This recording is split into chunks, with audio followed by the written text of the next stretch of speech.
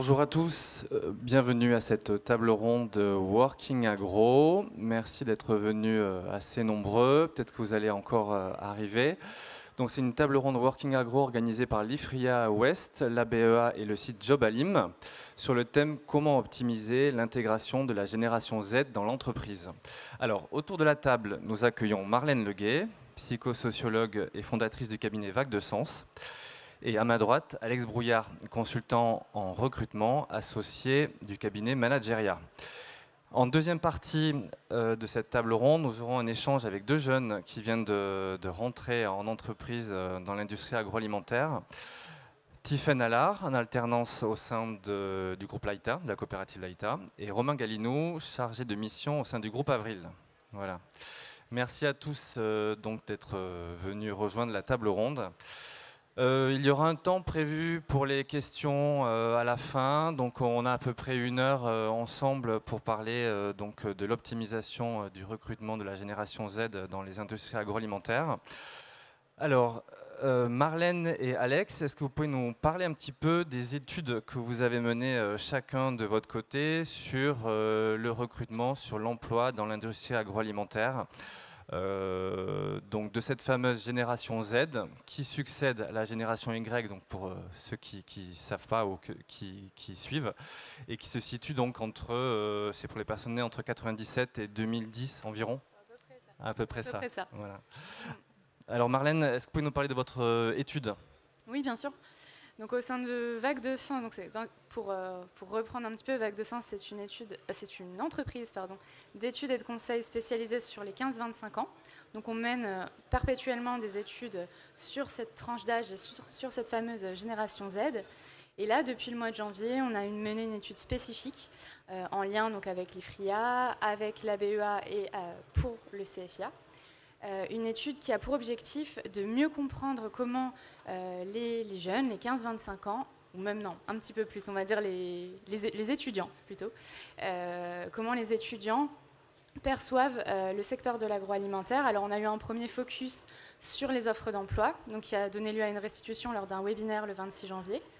Aujourd'hui, on va plutôt parler de l'intégration. C'est un sujet qu'on a évoqué avec eux. Alors quand je dis eux, c'est parce qu'on a passé plus d'une trentaine d'heures à faire des entretiens individuels pour bien comprendre comment ils se représentent cette fameuse phase d'intégration. Et puis on aura un troisième temps fort plutôt centré sur le management et sur la fidélisation. Mais ça, ce sera pour le mois d'avril. Voilà, donc ça sera une table ronde, un webinaire organisé au mois d'avril donc sur le management.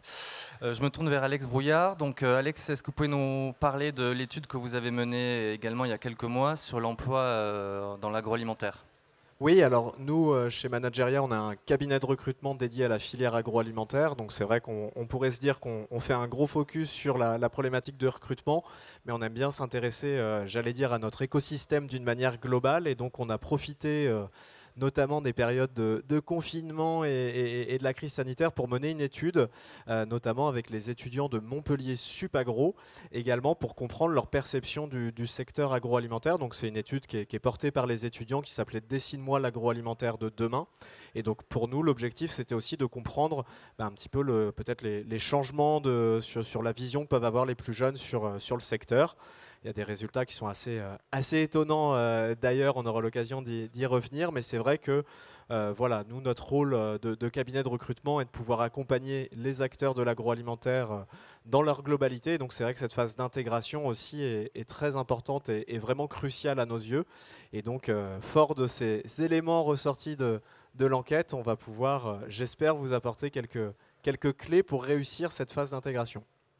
Alors, on va parler des bonnes pratiques qui sont mises en place par les entreprises et aussi des mauvaises pratiques parfois qui peuvent être mises en place. Marlène, quelles sont les attentes des jeunes lors de cette phase d'intégration ? Qu'est-ce que vous avez pu retenir des échanges que vous avez menés ? Ce qui est vraiment notable, c'est que les attentes, elles portent plutôt sur la dimension humaine. C'est-à-dire que ces jeunes qui arrivent au sein des entreprises, ils ont besoin d'être considérés, ils ont besoin d'être entendus, ils ont besoin de comprendre leur valeur ajoutée, comprendre et aussi faire savoir la valeur ajoutée qu'ils ont au sein des entreprises, on va dire la valeur ajoutée qu'ils ont dans toute cette grande chaîne de valeur qu'est l'entreprise. Et ils ont besoin qu'on leur offre un environnement sécurisé pour gagner en confiance et pour pouvoir se révéler au sein des entreprises. Est-ce que c'est propre à la génération Z, ça, ou ça a toujours été le cas? Je pense que c'est quelque chose qu'on peut retrouver chez les autres générations, mais ce qui reste spécifique aux jeunes générations, c'est que parfois ce sont leurs premiers postes, leurs premières expériences, et qu'ils ont besoin de gagner en confiance en eux. Donc ils sont toujours, on va dire, dans cette dualité entre l'envie d'agir, l'envie d'avoir de l'autonomie, l'envie de faire des choses, et cette crainte de peut-être pas y arriver, pas réussir à faire ce qu'on leur demande. Ils ont besoin d'être assurés sur leurs compétences, ils ont besoin qu'on leur donne le droit à l'action et aussi le droit à l'erreur. Vous avez le sentiment que les entreprises justement de l'agroalimentaire offrent cette possibilité-là? Le droit à l'erreur? Pas toujours.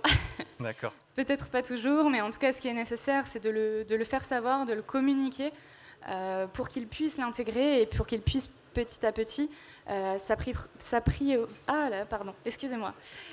apprivoiser, on va dire, l'ensemble du périmètre de leur poste, prendre confiance en eux et du coup atteindre les objectifs qui leur sont donnés. Très bien. Alors Alex, quels ont été un petit peu les enseignements que vous avez pu tirer de votre étude? Quelles sont les attentes qui ont été identifiées? Alors, du coup, de notre côté, il y a déjà un chiffre clé qui est ressorti de l'étude, c'est que 70% des interrogés, donc il y a à peu près 800 étudiants qui ont participé à l'étude, qui se posent la question ou même qui ne sont pas forcément pour travailler dans l'industrie agroalimentaire. Donc c'est des étudiants qui ont fait le choix d'une école spécialisée pour finalement peut-être s'en détourner à un moment donné. Donc c'est un chiffre qui est assez alarmant et on a essayé de comprendre peut-être le décalage entre les attentes des jeunes et la réalité des entreprises agroalimentaires. Ce qui est ressorti de l'étude, c'est que les jeunes sont vraiment en attente d'authenticité, de transparence. Il y a aussi une conscience environnementale, sociétale qui ressort des discussions et aussi une notion d'écoute. Une notion, comme le disait Marlène, de se sentir importante et de rapidement avoir une valeur ajoutée pour les entreprises.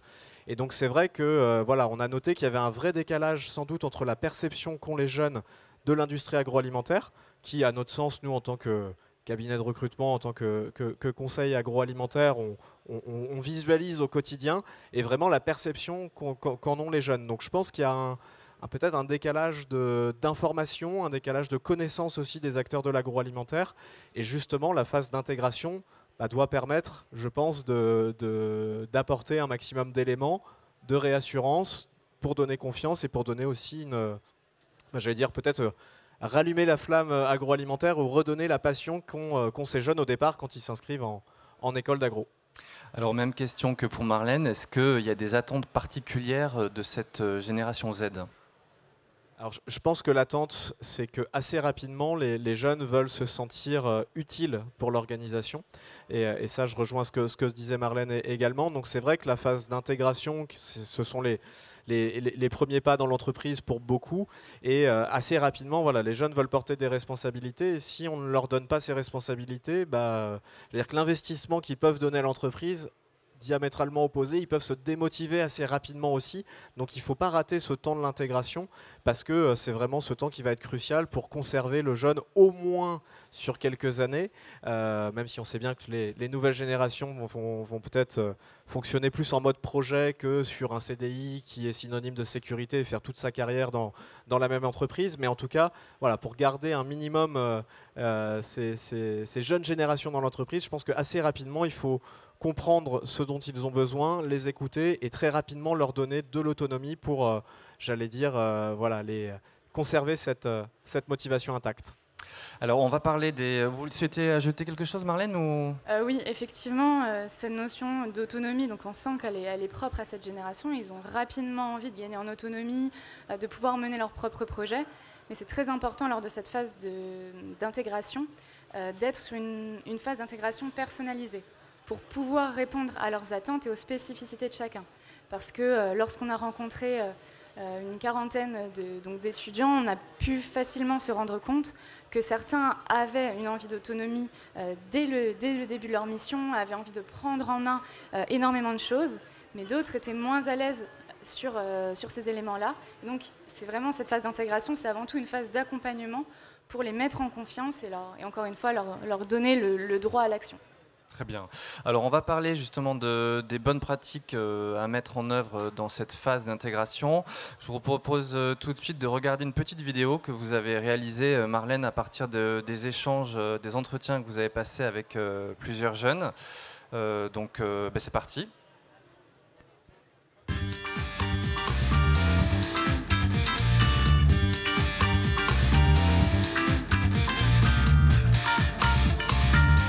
Bien m'accompagner, bien expliquer les choses, ils ont été patients. On s'intéressait à moi, vraiment à ce que je pouvais apporter à l'entreprise et pas être juste une personne en plus, quoi. On a toujours pris le temps de m'expliquer et de me réexpliquer, parce que je reposais souvent les mêmes questions et personne ne s'est jamais énervé pour ça. On m'a apprécié comme j'étais et à mon niveau, quoi. Donc ouais, je suis étudiant, c'est sûr que je vais pas tout savoir, je vais faire des erreurs et ça, le personnel a été super compréhensif. On a adapté le travail à ma manière d'être. Ensuite, on m'a tout de suite intégré dans l'entreprise. On m'a dit ah ouais, ok, on m'a tout de suite appelé par mon prénom.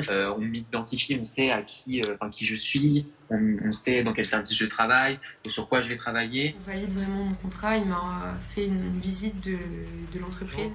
Au moins sacrifier peut-être 2 semaines pour déjà au moins former le nouvel arrivant, l'étudiant qui arrive, avant de commencer à lui demander des exigences. Préparer un petit cahier, préparer son poste, préparer son bureau. C'est tout con, mais ça fait hyper plaisir quand t'arrives en entreprise et que tu sens que t'es attendu, tu vois. Tu sais que t'as des missions qui t'attendent, tu sais qu'on a besoin de toi, et ça, c'est hyper valorisant. L'observation, ça permet aussi d'avoir un peu de recul sur comment ça se passe, et puis en plus, on peut poser plein de questions, d'être au conditionnement, par exemple. Et on se rend compte aussi de parfois la difficulté du poste en lui-même. Ça permet aussi de nous d'évoluer sur nos manières de faire et c'est ça qui est intéressant. Enfin, ça sert à ça justement l'entreprise, je dirais, c'est aussi d'évoluer pas que professionnellement mais personnellement aussi, quoi.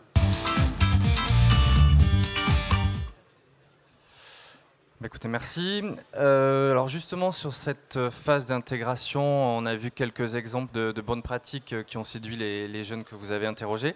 Est-ce que vous avez des conseils aux recruteurs en termes de bonnes pratiques justement à mettre en place ?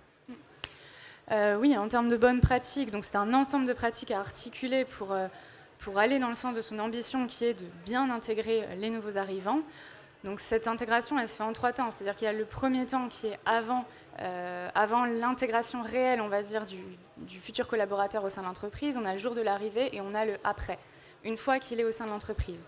Pour la première phase, c'est vrai que ce qui est important, encore une fois, je vais le répéter de nombreuses fois, mais c'est cette idée de réassurance. C'est comment est-ce qu'on fait en sorte que notre collaborateur, il arrive et qu'il soit bien dès son premier jour. Donc ça peut être tout simplement lui passer un coup de téléphone, prendre contact avec lui pour s'assurer qu'il a tous les éléments qui lui permettent d'être en confiance le premier jour, savoir où il doit aller, à quelle heure il doit se rendre au sein de l'entreprise, qui est-ce qu'il va rencontrer, comment va se dérouler sa première journée. Ça, c'est des éléments qui sont importants. Cette première phase, elle dure combien de temps environ ? En général, ça, il faut que ça se passe dans la semaine qui précède l'arrivée. Ce qui peut être intéressant aussi, c'est de prendre contact d'une autre manière avec ce futur collaborateur. Pourquoi pas lui envoyer un courrier, un colis. Vous êtes dans le secteur de l'agroalimentaire, alors pourquoi pas envoyer quelques produits pour le faire découvrir et pour embarquer tout de suite ce futur collaborateur.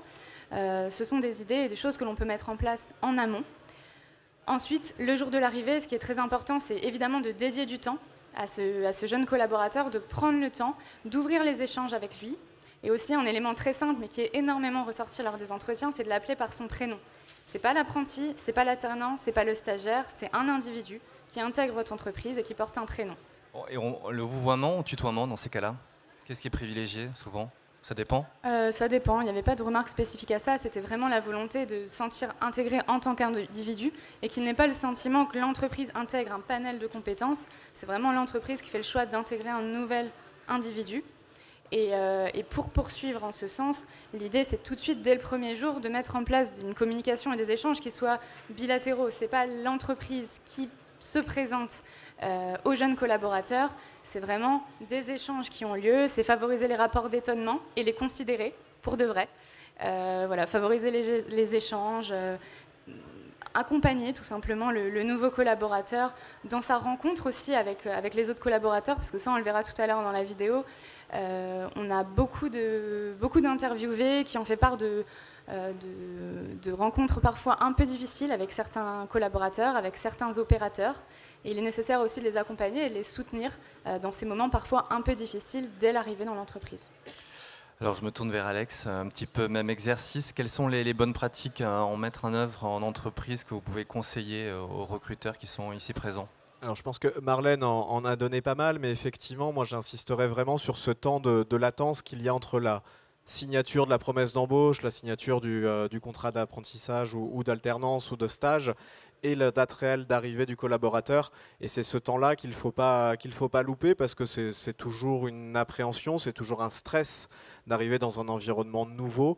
Et c'est vrai que voilà, cette idée de maintenir le lien une semaine avant est très importante, mais même sur tout ce qui va être aspect administratif, sur tout ce qui peut être commencer à transmettre de la documentation, transmettre un certain nombre d'éléments, ça peut être intéressant de garder le contact. Alors aujourd'hui, il y a des solutions numériques qui sont possibles, avec des solutions en SaaS, donc vraiment sur Internet, avec des plateformes dédiées que vous pouvez personnaliser à l'effigie de vos entreprises, et pour conserver voilà, le lien avec le futur arrivant. Il y a un certain nombre d'applications mobiles aussi qui sont possibles. C'est vrai que les jeunes, sans faire de généralité, sont assez friands de ces outils numériques. Du coup, mais c'est vrai que l'enjeu, il est vraiment d'anticiper un maximum, je pense, cette phase d'arrivée, avec aussi, Marlène parlait du prénom, mais c'est des basiques, c'est mettre à disposition le matériel, c'est mettre à disposition les codes d'accès, le badge, et vraiment voilà, que la personne se sente déjà membre de l'équipe en arrivant. Et ça, je pense que c'est vraiment crucial. Du coup, autre point qui est important, mais ça c'est plus sur le pendant l'intégration. Je pense que l'idée aussi, c'est qu'assez rapidement, l'entreprise puisse partager sur ses valeurs, puisse partager sur sa culture d'entreprise. Et ça passe pas uniquement par la formation ou l'accompagnement du N+1 qui va plutôt essayer d'apprendre le métier et que la personne soit opérationnelle le plus rapidement possible. Mais pas hésiter à mettre en place, dans la mesure du possible, un parrainage, peut-être avec une personne qui vienne d'un autre service, d'un autre métier, qui pourra apporter un autre regard peut-être sur l'entreprise, et finalement apporter une connaissance globale voilà, de la société aux jeunes, notamment pour le rassurer aussi sur le fait que voilà, il a une place à part entière dans les équipes, et ça peut lui permettre assez rapidement de lui donner aussi de l'autonomie sur son rapport d'étonnement, sur voilà, ses premières impressions, et de fait voilà, de lui demander son sentiment, de lui demander son avis, ça renforce aussi sa confiance et son rôle, son utilité dans l'organisation. Et je pense que ça, c'est indispensable aujourd'hui, de très rapidement rentrer dans ce schéma-là. Est-ce que vous préconisez des procédures en fait, qui puissent être mises en place dans l'entreprise, des procédures écrites pour la phase d'intégration, ou est-ce qu'il faut que ça soit vraiment adapté au cas par cas ? Je pense qu'on peut mettre en place des procédures, mais c'est surtout le relationnel qui va être le plus important. C'est comment on va déployer ces procédures concrètement qui va créer ce lien qui est vraiment indispensable, et ce moment vraiment d'échange avec beaucoup d'écoute aussi. Ce n'est pas, voilà, comme disait Marlène, que la société qui impose sa manière de faire à la personne qui la rejoint, mais vraiment une relation d'égal à égal. Donc je pense qu'effectivement on peut institutionnaliser un certain nombre de choses pour pas rater de moments clés, notamment sur les basiques, mais derrière je pense que c'est vraiment la relation qui compte. Après, le fait de mettre en place une procédure peut aussi donner une notion de timing à cette phase d'intégration, et ça peut être important aussi de donner de la visibilité rapidement aux jeunes qui rejoignent l'entreprise, pour pas qu'ils se sentent en retard ou qu'il ait l'impression d'être en retard et qu'il se mette une pression superflue, parce qu'il aura déjà la pression de rejoindre le projet. Et donc ça peut être intéressant quand même de timer et de mettre en place un rétro-planning sur cette phase d'intégration. Est-ce que vous préconisez, pour avoir fait plusieurs phases d'intégration, j'ai pu être frappé par ça, par le fait de visiter les bureaux de l'entreprise accompagné par le manager ou pas? Est-ce que c'est important? Oui, je pense qu'il faut, nous on côtoie beaucoup d'étudiants qui sont plutôt en production, en R&D, sur des fonctions plutôt techniques, ouais. Et je pense qu'il faut qu'ils aient connaissance que derrière une entreprise TPE, PME, ETI, il y a aussi d'autres services, il y a un fonctionnement global de l'entreprise et tout est lié. Et je pense que c'est indispensable de visualiser l'ensemble des collaborateurs dans la mesure du possible. On parlait de cette notion de prénom, mais aussi peut-être identifier personnellement qui est la personne du service financier, du service RH, et que ce ne soit pas des choses un petit peu un petit peu abstraite du coup dans l'esprit des nouveaux arrivants. Donc ouais, je pense que c'est indispensable de rapidement faire le tour des bureaux. Selon les secteurs et les postes occupés, est-ce que la phase d'intégration doit être un petit peu adaptée, doit évoluer en fonction justement des secteurs ou des postes ?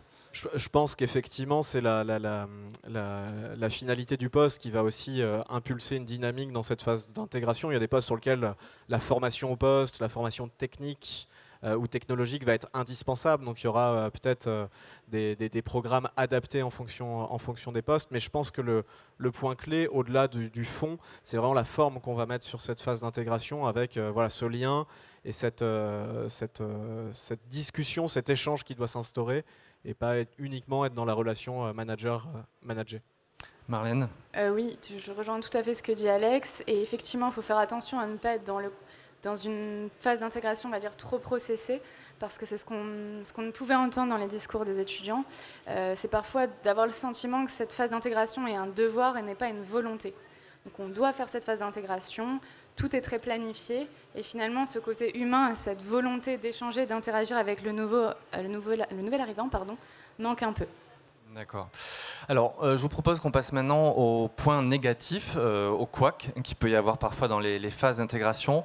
Donc, pareil, on va écouter des témoignages que vous avez recueillis, Marlène, au cours de ces derniers mois, à travers une petite vidéo.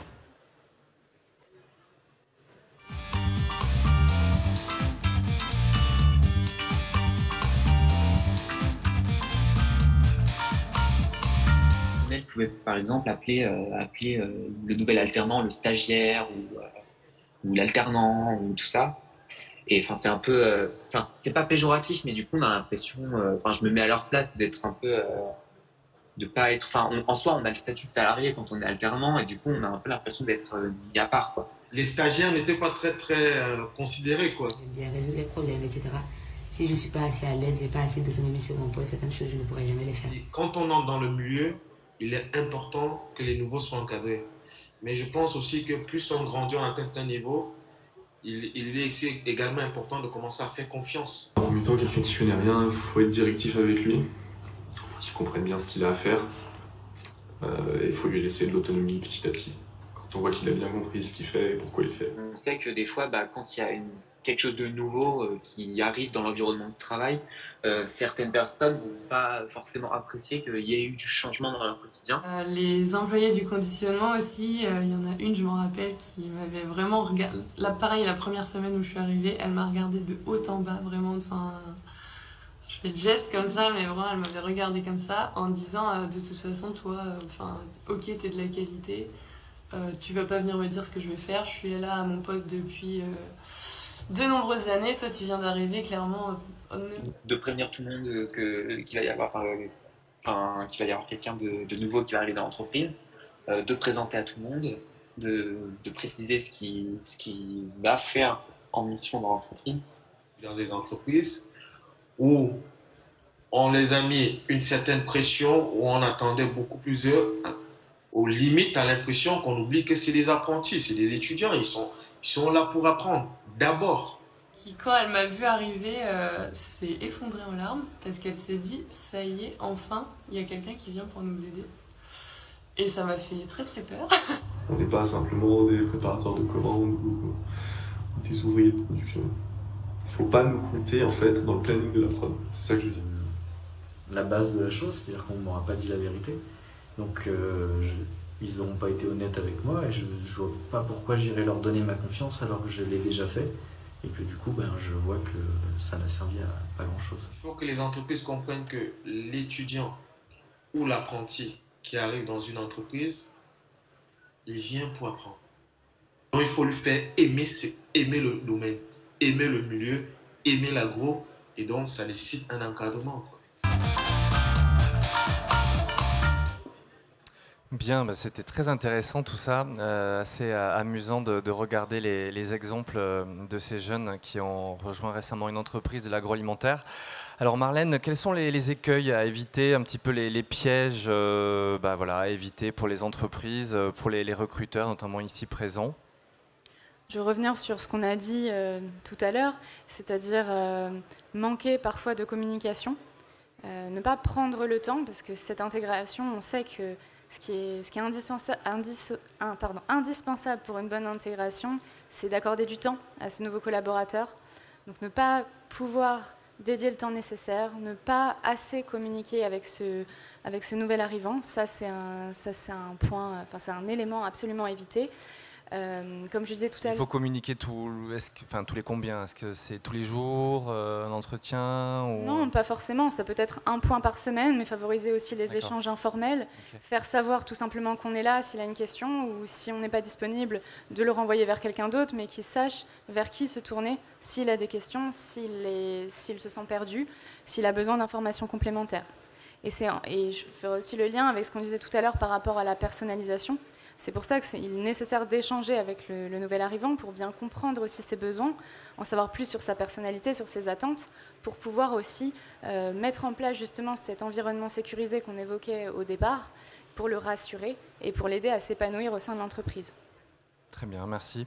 Alex, même question, quels sont les écueils à éviter, les choses à ne pas faire dans les entreprises ?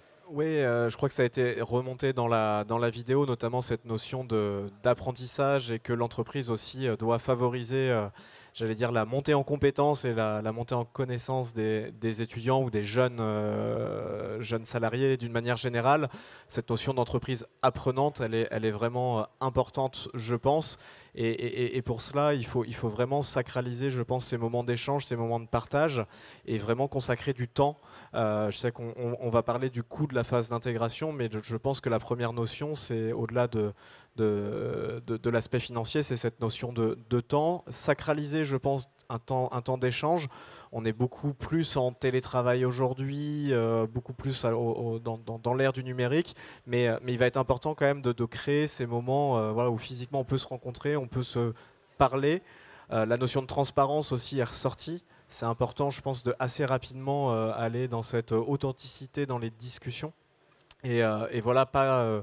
j'allais dire, donner l'impression qu'on ne dit pas tout et que la personne se sente un petit peu trompée, déjà qu'elle va être un petit peu stressée, un petit peu peut-être sur la réserve au départ. Si en plus on lui met de la négativité autour, ça ne va pas forcément aider.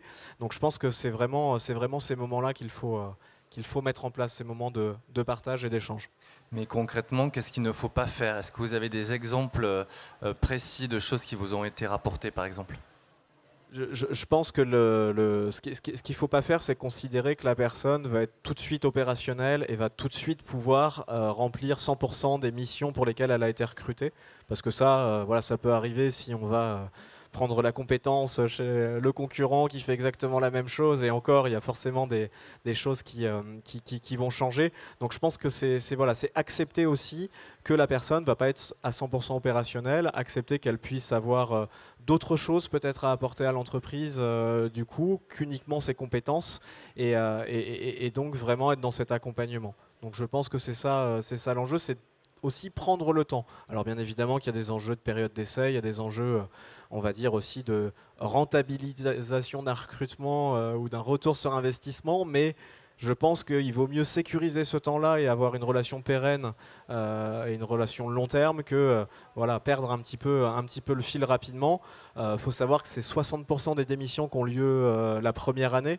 Donc en fait, si on rate ce temps de l'intégration, on perd le collaborateur tout de suite. On re-rentre dans des phases de recrutement, on repère du temps, on démotive les équipes en interne. Donc il faut vraiment éviter de faire perdre le fil. 60% de démissions, quelles sont les principales raisons? Vous savez un petit peu, en gros? J'ai pas forcément le chiffre affiné, mais j'imagine que c'est que les personnes ne se sont pas retrouvées soit sur le poste, soit dans l'environnement de travail. Et donc peut-être que cette transparence qu'on évoquait aussi pour la phase d'intégration, il faut aussi la mettre en place bien en amont sur la partie recrutement pour que la personne ait vraiment l'ensemble des éléments en arrivant dans l'entreprise. Donc c'est là aussi où les processus de recrutement doivent être un maximum ouverts avec, si on est en production, des visites d'usine, des visites de l'environnement de travail pour que la personne puisse, limiter sa prise de risque et rapidement être opérationnelle. Sur les démissions, justement, est-ce que c'est propre, ces 60% de taux dont vous parlez au bout d'un an, est-ce que c'est propre à la génération Z ou finalement ça a toujours été le cas? Non, ça a toujours été le cas. Il n'y en a pas plus aujourd'hui qu'il y a quelques années. Non, effectivement, ça a toujours. En tout cas, c'est des chiffres plutôt globaux et c'est même pas propre à l'industrie agroalimentaire en tant que telle, mais ça prouve bien que si on passe ce cut un petit peu de l'année, derrière, on peut se projeter sur du moyen long terme dans l'organisation et sinon, on risque de perdre du monde en route et forcément, ça démotive un petit peu tout le monde. Alors, pour optimiser donc les recrutements, l'intégration des jeunes dans l'industrie agroalimentaire, il y a aussi la question des salaires, la rémunération, qui peut être parfois différente dans l'industrie agroalimentaire que dans d'autres secteurs. Je crois, Alex, que vous avez travaillé un petit peu dessus. Est-ce que vous pouvez nous en parler? Quelle est la moyenne, alors la moyenne et puis aussi la différence de niveau par rapport à d'autres secteurs? Est-ce que vous avez... Alors, c'est des études qui sont en cours de notre côté, donc on aura des chiffres un petit peu plus concrets, un peu plus précis d'ici la fin de l'année, je l'espère, au travers de l'étude qu'on peut mener. Mais globalement, par retour d'expérience aussi, et puis c'est aussi ce que l'étude auprès des jeunes de Montpellier Supagro sous-entend, c'est que les autres secteurs industriels vont être des meilleurs payeurs finalement que l'industrie agroalimentaire. Donc c'est pas une légende, c'est vrai. Et c'est vrai effectivement. Et voilà, les formations agroalimentaires sont d'un excellent niveau et donc d'autres industries viennent aussi piocher dans ces formations parce qu'elles savent que les étudiants vont pouvoir répondre à leurs problématiques.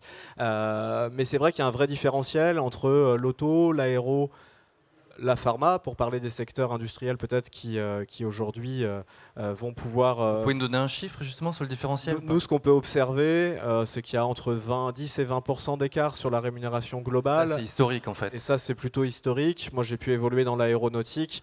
Voilà, un salaire d'entrée dans l'aéronautique, il est plutôt aux alentours peut-être des 35 000 euros, 33-35 000 euros à l'année, quand dans l'agro, on est plutôt entre 30 et 35 et plutôt autour de 30 du coup. Donc il y a un vrai différentiel qui se fait dès le départ et finalement qui fait qu'au fil de sa carrière, il y a forcément un décalage. Mais aujourd'hui, là où il y a un fort enjeu, c'est qu'on est sur des secteurs de passionnés et l'agroalimentaire est constitué de passionnés pour... Voilà, la vocation première des métiers du domaine. Et donc là où, j'allais dire, la passion pouvait contrebalancer avec ses enjeux économiques, là on se rend compte que peut-être les jeunes générations vont peut-être se désintéresser un petit peu aussi du domaine et aller voir dans d'autres secteurs. Je pense notamment à la pharma, je pense notamment à la chimie aussi, du coup la chimie verte notamment, du coup où là on va être sur des notions de rémunération plus importantes. Est-ce que les recruteurs ont conscience justement de ce gap ou de ce différentiel quand ils recrutent un jeune? Est-ce qu'ils font parfois des efforts ou pas? Alors oui, il y a des efforts. Après, il y a des enjeux alimentaires aussi qui dépassent simplement la notion de salaire, avec des enjeux de marge qui sont sans doute un peu plus faibles dans le secteur alimentaire que dans d'autres secteurs industriels. Mais je pense qu'aujourd'hui, le vrai enjeu, ça va être d'amener le jeune avec soi dans l'aventure de l'entreprise. Il y a de plus en plus c'est pas de plus en plus, mais j'allais dire que les jeunes vont être aussi sensibles à des aventures entrepreneuriales. On peut les emmener en mode projet avec soi, avoir conscience qu'ils vont peut-être pas rester 10-15 ans, mais pouvoir les emmener sur un temps donné sur la transformation industrielle, sur de l'innovation, sur le lancement d'une nouvelle usine, j'en sais rien, mais pouvoir les emmener avec autre chose. Facteurs autres que la rémunération en fait pour les intéresser. La rémunération, effectivement. Et surtout donner du sens à leur réalisation, leur donner rapidement des responsabilités aussi. Et c'est vrai que là l'enjeu RSE, l'enjeu environnemental prend aussi le pas parfois et bien souvent sur l'enjeu rémunération. Marlène, est-ce que l'aspect rémunération a été quelque chose qui est revenu souvent dans vos entretiens comme un point négatif ou positif? C'est pas forcément revenu lors des entretiens. Par contre, j'échange avec des entreprises du secteur agroalimentaire et elles sont parfois surprises des salaires qui sont demandés pour les premiers postes. Ah oui. Et c'est vrai que d'autre part, j'ai des étudiants qui me parlent aussi de leur rémunération en tant qu'alternant. Les rémunérations sont quand même relativement élevées. Donc forcément, eux ne comprennent pas pourquoi ils ont parfois 1 500 € en alternance et on va leur proposer 1 600 € pour une prise de poste. La compréhension ne se fait pas parce qu'ils se disent on me propose un spectre plus large, plus de missions, plus de responsabilités, mais une rémunération qui ne suit pas. Donc ça peut soulever effectivement certaines questions vis-à-vis de la rémunération, mais dans l'ensemble, en tout cas lors des alternances, ils ne s'estiment pas insatisfaits de leur rémunération. D'accord. Alors sur cette phase d'intégration, en fait, combien ça coûte pour une entreprise? Quels sont les moyens à mettre en œuvre? Donc les moyens humains, les coûts éventuellement pour bien réussir cette phase d'intégration. Est-ce que vous avez un peu étudié ça, Marlène? En termes de coûts, non, pas forcément. En termes d'investissement, en termes d'investissement humain, oui, effectivement. Il faut, comme je disais tout à l'heure, il faut du temps, forcément. Ça se chiffre ça ou pas? Aujourd'hui, je ne pourrais pas vraiment le chiffrer parce que, comme j'ai dit tout à l'heure, ça dépend vraiment de l'individu et l'idée, c'est de pouvoir personnaliser au maximum. Mais la première journée, dégager du temps, en fait. Il faut dégager du temps, ça c'est une évidence. La première journée doit être dédiée aux nouveaux collaborateurs. La première semaine, l'accompagnement doit être marqué. Et on va dire que durant les 3 premières semaines, il faut qu'il y ait une récurrence relativement forte dans les temps d'échange. Très bien. Alex, là-dessus? Oui, j'allais dire au-delà peut-être des solutions qu'on a pu évoquer, solutions numériques. Là, ça dépend des éditeurs, ça dépend de là où jusqu'où on va dans l'utilisation de cette plateforme. Donc c'est de quelques milliers d'euros à beaucoup plus en fonction de la taille des entreprises. Je pense que c'est la notion de temps et vraiment accepter peut-être de perdre en productivité ou de faire perdre en productivité les managers opérationnels sur, je dis n'importe quoi, 2 heures par semaine pour vraiment après maximiser la présence de la personne en apprentissage ou de la personne nouvellement arrivée. Donc c'est vraiment cette notion de temps du coup, et à contrario, une intégration ratée, il y a des coûts assez importants parce qu'on doit recommencer un processus de recrutement à zéro. Si on fait appel à des partenaires recrutement comme on peut l'être chez Manageria, il y a forcément des honoraires, il y a forcément aussi, j'allais dire, un certain nombre de coûts liés à la diffusion d'annonces, etc. C'est des choses qui peuvent vite monter. Et puis il y a aussi surtout des coûts cachés liés à la démotivation des équipes si on rate un recrutement, si c'est pas la première fois que la personne part à la fin de sa période d'essai. Il peut y avoir une perte de motivation globale de l'équipe, de l'entreprise, pourquoi pas. Et donc ça, forcément que ça a un impact derrière sur la productivité et sur l'efficacité des équipes. Très bien, merci. Alors je me tourne maintenant vers les 2 jeunes qui sont avec nous depuis le début de cette table ronde, donc Tiffaine Allard en alternance au sein du groupe Laïta et Romain Galinou, chargé de mission chez Avril. Alors vous allez nous parler un petit peu de votre expérience, vous nous avez écouté, donc vous allez pouvoir aussi nous dire ce que vous en avez pensé. Tiffaine, est-ce que vous pouvez nous parler des premiers jours de votre phase d'intégration au sein de Laïta? Comment ça s'est passé? Déjà. Plus près de la... Encore. Voilà, comme ça. Donc ça s'est très bien passé, c'était en plusieurs jours. Concernant mon intégration, déjà chez Laïta, en fait, on a une journée intégration pour les apprentis.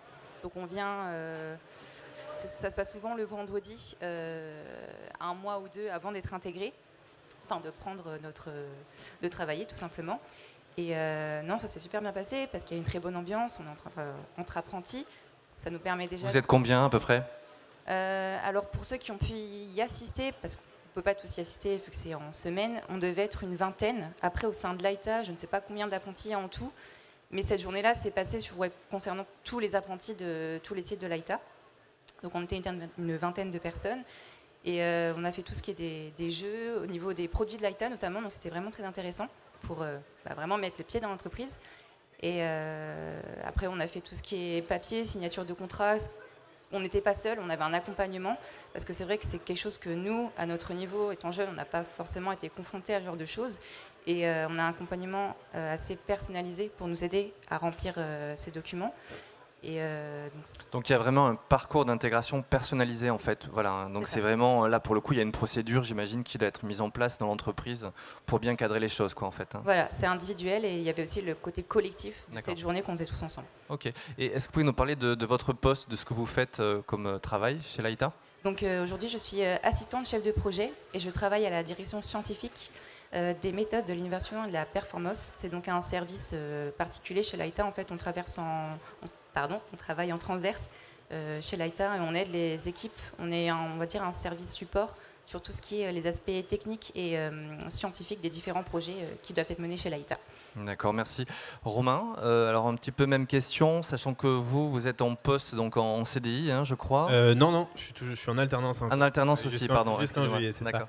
Non, moi, ce que je peux dire, c'est avant d'intégrer le groupe, du coup, avant mon premier jour, j'étais en relation perpétuelle avec mon manager qui m'avait recruté. et vraiment une relation de bienveillance qui m'a expliqué comment ça allait se passer les premiers jours. Ensuite, je suis arrivé... Ça a duré combien de temps, cette phase-là? C'était, je sais pas, de mon recrutement jusqu'à ma période, pendant 2 mois, il m'appelait peut-être 2 fois par mois, on se tenait en contact, savoir si ça avançait bien, si j'étais toujours content, si j'étais toujours motivé par le poste, ou peut-être si j'avais des questions sur le poste, voilà, toujours en discussion. Ensuite, le premier jour, je suis arrivé et j'ai de suite pris contact avec ma RH, la RH qui était responsable de mon service. Et elle m'a donné donc tous mes outils dont j'avais besoin pour travailler. Elle m'a expliqué un peu comment ça allait se passer, mon intégration dans le groupe.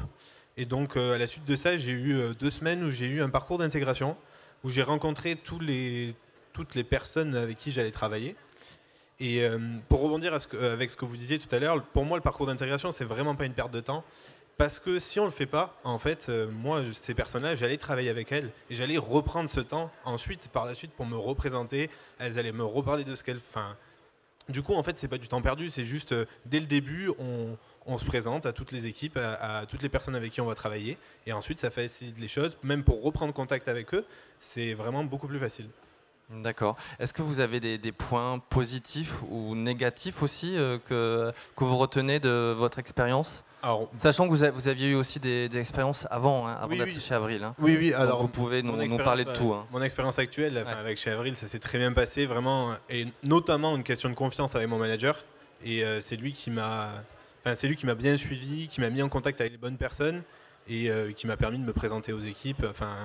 Et c'était mon référent. Dès que j'avais une question, j'avais un problème dans les premières semaines, il était vraiment disponible pour moi. Et c'était prévu des demi-journées aussi pour m'accompagner. Par exemple, me présenter au directeur, quelque chose de tout bête. Il est venu avec moi, on a discuté avec le directeur pendant une demi-heure. C'est quelque chose, on se sent vraiment valorisé dès le début. Et puis, se présenter aux équipes. Donc, c'est vraiment la relation avec le manager qui était le gros point positif. En point un peu négatif sur une autre expérience que j'avais eue, c'était peut-être arriver et se sentir trop mis de suite dans l'opérationnel et pas avoir eu le temps de prendre connaissance de l'entreprise. Un peu perdu, quoi. C'est ça, un peu perdu. Pour le coup, c'était vraiment tout l'inverse. Mon manager, j'ai pas pris contact. Il n'y avait aucun contact avec lui dès le début. Et je me sentais un peu... j'étais arrivé, j'avais pas de bureau, je me suis mis sur le coin d'une table et c'était vas-y, commence tes projets RSE. Voilà. Alors que là, c'était vraiment un accompagnement, présentation de l'entreprise, présentation des personnes avec qui j'allais travailler.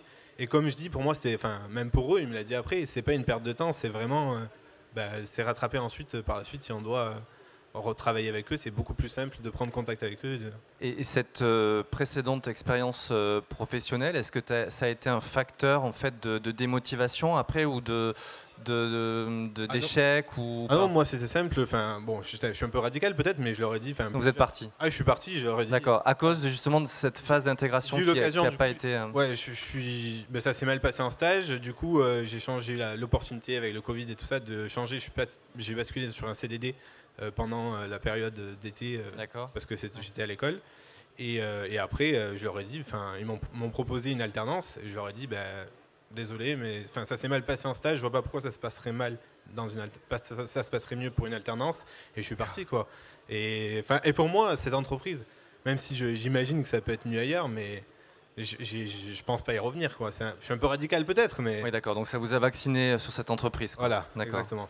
Ok. Et aujourd'hui, donc, vous faites quoi? Rappelez-moi, vous êtes sur quelle fonction, poste? Alors aujourd'hui, je suis chargé de mission nutrition animale pour le groupe En nutrition Avril, animale, et donc ça veut dire quoi Et alors, je fais de la gestion de projet. D'accord. Et je travaille pour le comité de direction. Et donc, c'est pour ça aussi que j'ai eu cette phrase pour rencontrer tous les membres du comité de direction, pour échanger avec eux sur ce qu'ils attendaient aussi de mon poste. D'accord. Et c'est vraiment faire avancer les projets qui traînent un peu dans le comité de direction et que personne ne veut prendre. Il y a un service qui est dédié à ça chez Avril et du coup je suis dans ce service et avant vous étiez sur quel poste dans votre précédente entreprise? Avant c'était sur de la RSE. D'accord. De la RSE en usine. Très bien. Tiffaine, même question, les points positifs, les points négatifs. Donc les points positifs, vous en avez un petit peu parlé. Est-ce qu'il y a des points négatifs ou des choses que vous auriez aimé revoir ou faire différemment? Alors oui, concernant l'intégration, justement, j'ai pas pu trop avoir ce parcours. J'aurais bien aimé faire le fameux tour des bureaux, comme on dit, administratifs, parler à tout le monde, tous les responsables. Ça a été pas trop possible pour moi parce que tout simplement mon manager n'était pas du site, donc lui-même ne connaissait pas vraiment tout le monde. Mais après, c'est quelque chose que moi j'ai entrepris de faire et ça s'est bien passé. Maintenant, je connais tout le monde me connaît, donc il n'y a pas de souci là-dessus. Bon, très bien. Est-ce que vous avez été surpris ou est-ce que ça correspondait à vos attentes, en fait, cette intégration dans l'entreprise? Est-ce qu'il y a des choses qui vous ont étonné? Non, pas d'étonnement. C'est ce que j'attendais déjà concernant le poste. C'était vraiment, je m'attendais. D'accord. Voilà. Donc ça correspondait, il n'y a pas eu de déception en arrivant après l'intégration, voilà. Pas du tout. J'étais très contente personnellement d'y aller et j'étais aussi très challengée. Il y avait une envie très forte de travailler à ce poste et je me suis donnée à fond. Et après peut-être les petites choses un peu noires à éviter, peut-être que je les voyais pas forcément. D'accord. Ok. Pareil, Romain, ça correspondait à votre image de l'entreprise? Moi, j'ai été surpris, par contre, du coup. Agréablement surpris. Vu que ça s'était moins bien passé la fois d'avant, j'ai vraiment été bien surpris et ça m'a motivé directement à me mettre dans le bain et à travailler à fond pour eux.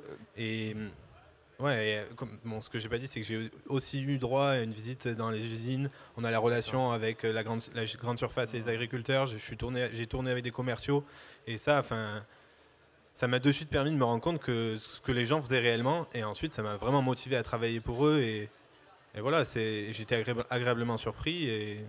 Donc comme quoi cette phase d'intégration est vraiment primordiale pour la réussite ensuite dans l'entreprise.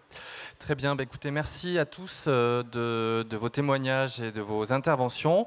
On va se donner un petit quart d'heure pour les questions qu'il y aurait dans la salle éventuellement.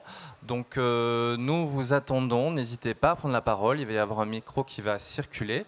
Est-ce que vous auriez quelques questions, des questions à demander à nos deux jeunes ou nos deux consultants experts? Je vois une main qui se lève dans la salle. Merci, bravo de commencer. Bonjour.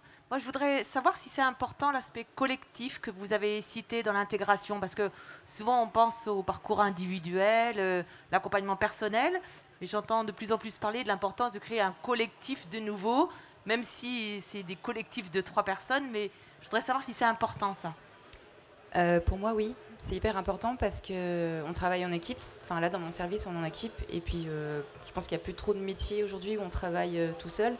On est souvent avec des collaborateurs. Et l'intégration en collectif, c'est super parce que ça nous montre vraiment à quoi on va s'attendre après. Ça nous donne une première image. Et après, on n'est pas déçus de la suite. Vous parlez de votre collectif de nouveaux apprentis, là, la journée. C'est-à-dire de se dire qu'on n'est pas tout seul à démarrer là, qu'il y en a d'autres nouveaux. Oui, ça crée une cohésion dès le départ, en fait. Ouais. Ouais. Oui, c'est super important parce que du coup, on se dit qu'on est tous dans le même bateau. Ouais. Donc, ça crée une très bonne ambiance. Et après, quand on revient travailler dans l'entreprise et qu'on retrouve les alternants qu'on a croisés lors de cette journée, on se dit comment ça va depuis, comment ça s'est passé, est-ce que ça se passe bien avec ton manager, parce que ça c'est ce qu'on discute aussi entre nous au niveau des équipes, des missions qu'on a eues, est-ce que ça nous convient, oui, non, pourquoi, on se conseille entre nous aussi, et c'est là le collectif alternant ou jeune arrivant qui est aussi très important. Romain, même question sur le collectif. Est-ce que vous avez été aussi... Oui, alors nous, c'était pas avant, du coup, c'était après. On a eu une journée sur le collectif avec les stagiaires, tous les stagiaires, les étudiants, les alternants aussi.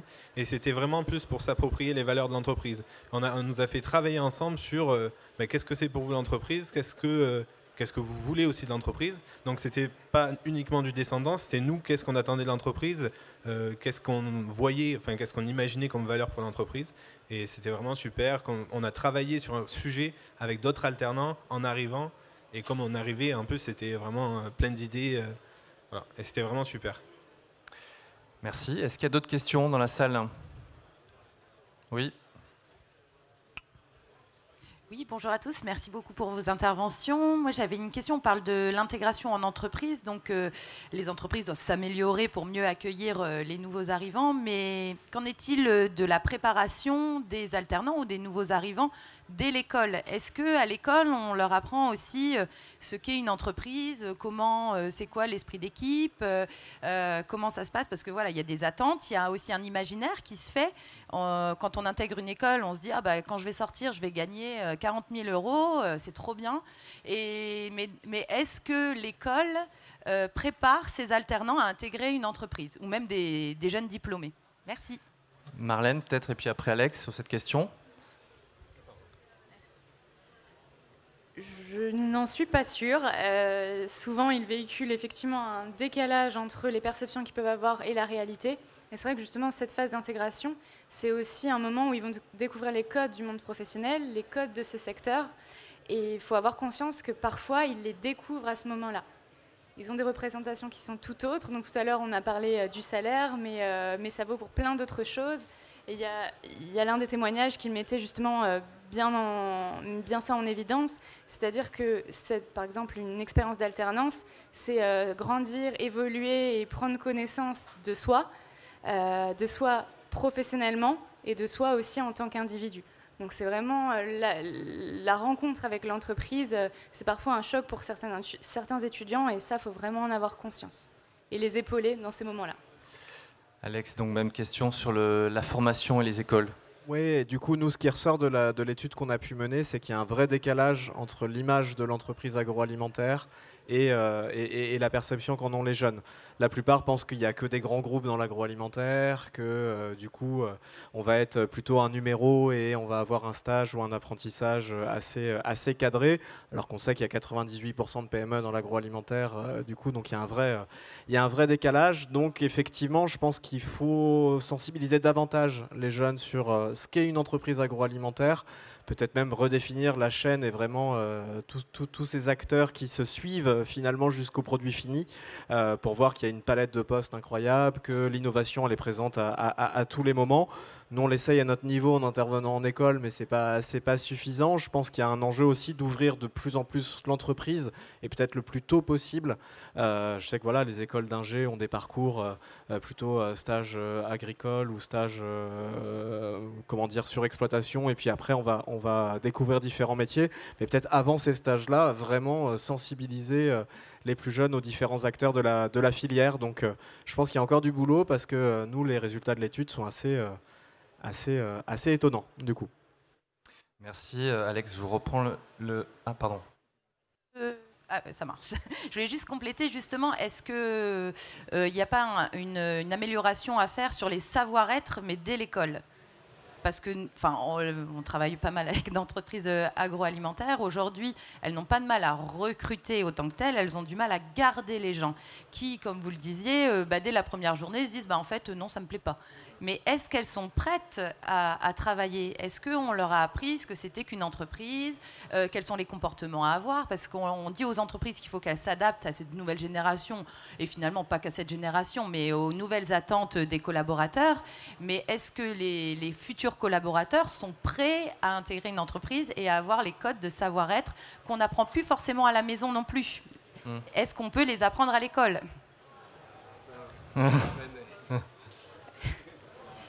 Je pense qu'il faut favoriser au maximum la rencontre avec les opérationnels. Un élément qu'on n'a pas évoqué aujourd'hui, mais c'est qu'ils sont nombreux à avoir expliqué qu'ils sont allés vers l'agroalimentaire parce que c'est des personnes du secteur agroalimentaire qui leur ont donné envie d'aller vers ce secteur-là, qui leur ont parlé de ce secteur avec des étoiles plein les yeux, passionnés, et ça leur a vraiment donné envie d'aller vers ce secteur, de prendre part à cette grande mission qui est de nourrir la planète, et ils y vont pour ça. Donc ils ont des idées en tête, en général ils sont pleins d'énergie, ils ont envie de faire bouger les lignes, de faire bouger les choses, et c'est vrai que quand ils arrivent dans ces structures et qu'on leur dit non, ça ne va pas forcément être possible et non, ça ne va pas forcément se passer comme ça, ça peut être compliqué et ça peut créer une forme de déception. Donc c'est les prévenir aussi en amont de ce qu'il est possible de faire, que parfois, oui, il est possible d'agir, mais ça va prendre du temps, tout simplement, qu'on peut pas, tout ne peut pas se faire en un claquement de doigts. Ça, c'est des éléments sur lesquels il faut sensibiliser, et je pense que les plus à même de sensibiliser sont les opérationnels. Donc c'est renforcer au maximum le contact entre les opérationnels et les étudiants qui sont encore sur les bancs de l'école. Merci Marlène. Est-ce qu'il y a d'autres questions dans la salle ? N'hésitez pas. Non ? On a encore 5 petites minutes. Moi, j'avais une question du coup pour nos deux consultants. Donc, depuis 2 ans, avec la crise liée au Covid, il y a eu beaucoup de développement du télétravail. Alors, c'est surtout dans les postes administratifs, moins forcément dans l'opérationnel. Mais est-ce que c'est quelque chose qui est ressorti lors des entretiens que vous avez pu mener ? Est-ce que c'est une thématique qui est importante ou pas pour les jeunes ? Est-ce que c'est une préoccupation montante ? Non, je pense que ça rejoint ce qu'on disait, vraiment la volonté de recréer du lien et un maximum un lien, j'allais dire, concret et pas forcément par la visio. La visio, c'est super, ça nous fait gagner tous du temps et ça permet d'accélérer un certain nombre de choses, mais notamment dans la phase d'intégration, rien ne remplace ce lien humain. Et voilà, je pense que les étudiants seront plus à même d'en parler, mais ça fait 2 ans que les cours sont en visio. Il y a eu des stages qui n'ont pas pu forcément se faire, il n'y a pas eu d'international, il y a plein de choses qui ont été sacrifiées ces 2 dernières années. Donc là, il faut quand même renouer du lien, et je pense que le Covid nous apprend à travailler autrement, mais il reste quelques basiques qu'il faut pas oublier. Merci Marlène. Peut-être un commentaire aussi sur cette question? Oui, peut-être simplement ajouter que justement ces moments de présence sur site, c'est les moments où justement on peut travailler sur le collectif, où il faut au maximum réussir à travailler ensemble pour leur donner envie de s'impliquer sur des projets à court ou long terme et pouvoir se sentir intégré et encore une fois être non seulement un maillon qui apporte une valeur ajoutée, mais être un maillon dans l'ensemble d'une chaîne de valeur. Et ça, il faut vraiment le garder en tête pour réussir à fidéliser par ailleurs. Merci. Est-ce qu'il y a une dernière question? Non. Écoutez, je vais vous remercier à tous d'être venus assister à cette conférence Working Agro, donc organisée par l'IFRIA West, l'ABEA et le site Jobalim. Je remercie mes 4 intervenants qui étaient présents aujourd'hui. Je vous rappelle qu'il y a un espace Working Agro au Hall 7 où il y a des job dating pour les jeunes qui seraient intéressés. Des job dating qui sont actuellement en cours avec différentes entreprises de l'agroalimentaire qui recrutent. Merci beaucoup et puis à bientôt.